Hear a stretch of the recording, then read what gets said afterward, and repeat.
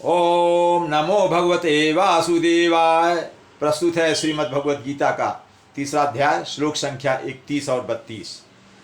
31वां श्लोक है, ये मे मतमिदं नित्यमनुतिष्ठन्ति मानवाः श्रद्धावन्तो अनुसूयन्तो मुच्यन्ते तेपि कर्मभिः। इसका अर्थ है, भगवान कह रहे हैं, हे अर्जुन, जो व्यक्ति मेरे आदेशों के अनुसार, जो मैं आदेश देता हूँ उसके अनुसार, अर्थात मेरे आदेशों का पालन करते हुए अपना कर्तव्य करता रहता है और ईर्ष्या रहित होकर मेरे उपदेशों को सुनता है, मेरे उपदेशों का श्रद्धापूर्वक पालन करता है, भक्ति से पालन करता है, वह व्यक्ति, ऐसे लोग सकाम कर्मों के बंधन से मुक्त हो जाते हैं। इसका अर्थ यह है। शब्दों का अर्थ देख लेते हैं।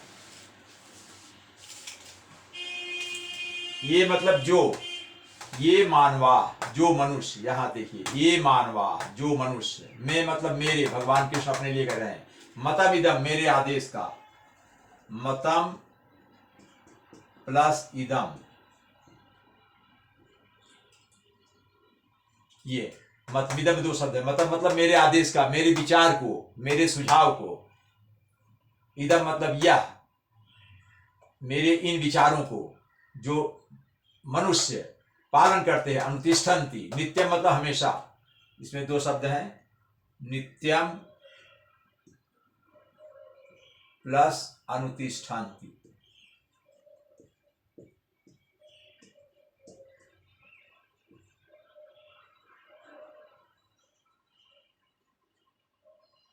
अनुतिष्ठन्ति, नित्य मतलब सदैव, हमेशा, अनुतिष्ठन्ति पालन करते हैं, मानते हैं। श्रद्धावंतो अनसूयंतो, श्रद्धावंता प्लस अनसूयंतो, अनसूयंतो, अनसूयंता हो जाएगा यहां। श्रद्धावान, श्रद्धा और भक्ति से, जो अनसूयंता मतलब पालन करते हैं, या श्रद्धा और भक्ति से बिना ईर्ष्या के, अनुसूयंता मतलब बिना ईर्ष्या के, ईर्ष्या रहित होकर जो श्रद्धा और भक्ति से पालन करते हैं, मुच्यंते वो छूट जाते हैं, मुक्त हो जाते हैं। ते मतलब आपी, वे भी, ते में दो शब्द हैं, ते प्लस आपी, वे भी, कर्म भी, कर्म भी मतलब सकाम कर्मों के बंधनों से, कर्मों के बंधनों से वे मुक्त हो जाते हैं, जो मेरी बातों का पालन करते हैं, मेरे मत से चलते हैं, जो मेरे विचार से चलते हैं। अगला श्लोक है, ये त्वे तदभ्यसूयन्तो नानुतिष्ठन्ति मे मतम सर्वज्ञान विमूढ़ान्तानि विद्धि नष्टान चेतसः। इसका अर्थ है, भगवान कह रहे हैं, हे अर्जुन, किंतु जो व्यक्ति ईर्ष्यावश, अभी ऊपर वाले श्लोक में ईर्ष्या विहीन, ईर्ष्या रहित होकर, अब इसमें ईर्ष्या कह रहे हैं, अगर कोई व्यक्ति ईर्ष्यालु है, अगर कोई व्यक्ति ईर्ष्यावश मेरे उपदेशों की उपेक्षा करता है और इनका पालन नहीं करता है, तो उन्हें समस्त ज्ञान से रहित समझना चाहिए कि उनको ज्ञान है नहीं, वो अज्ञानी है और दिग्भ्रमित है, एकदम वो किम कर्तव्य विमूढ़ है, क्या करना है क्या नहीं उनको इस बात का ज्ञान ही नहीं है।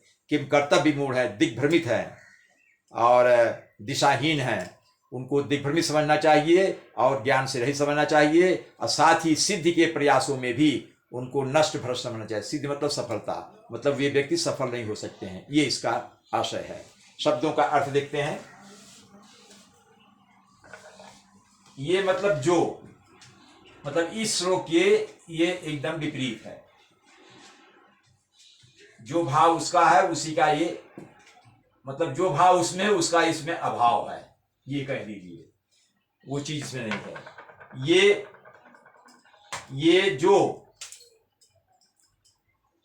इसमें है, त्वेदभ्यसूयन्तो, तू प्लस एतत् प्लस अभ्यसूयन्तो,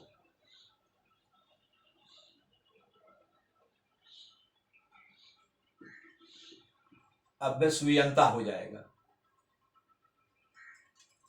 एक तरफ देखो, अभ्यसूयंता मतलब बिना इच्छा बिना ईर्षा किए हुए, नानुतिष्ठन्ति, ना प्लस अनुतिष्ठन्ति,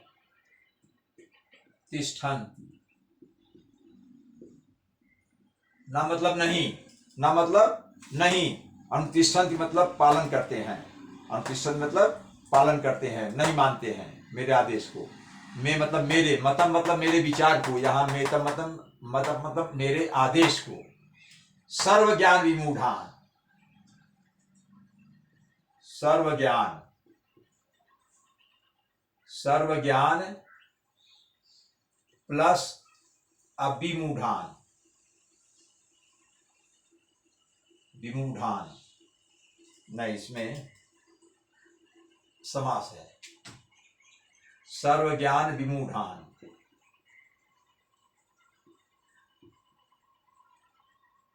ढान, तान प्लस विद्धि,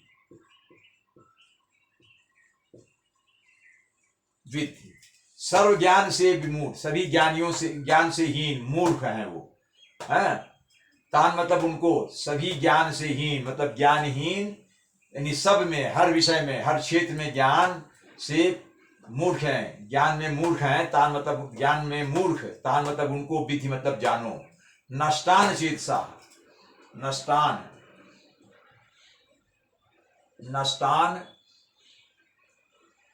नष्टान, यस, नष्टान चेतसा, और उनको जो है उनका ज्ञान, उनकी बुद्धि वो नष्ट हो गई है, वे नष्ट भ्रष्ट हो गए हैं, उनका सारा ज्ञान नष्ट भ्रम हो गया है, भ्रम हो गया है, ऐसा उनको जानो।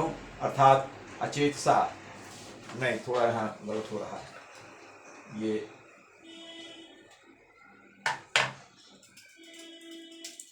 ये होगा अचेतसा, नष्टान प्लस अचेतसा, अचेतसा, यस। नष्टा मतलब उनको, उनका नष्ट हो गया है। अचेतस से मतलब हो गया है कृष्ण भावना भावित, यानी कृष्ण भावना मृत उनमें नहीं है, समझ लीजिए। उनमें कृष्ण भावना भक्ति मतलब कृष्ण भावना में वे उनका अचेतसा, चेतसा मतलब कृष्ण भावना में वो नहीं लगे हुए हैं, कृष्ण भावना से रहित हो गए हैं, कृष्ण भावना के प्रति भक्ति उनमें नहीं है, और उनको एकदम नष्ट हुआ समझो, नष्ट भ्रष्ट समझो, ये इसका अर्थ है। ओम नमो भगवते वासुदेवाय।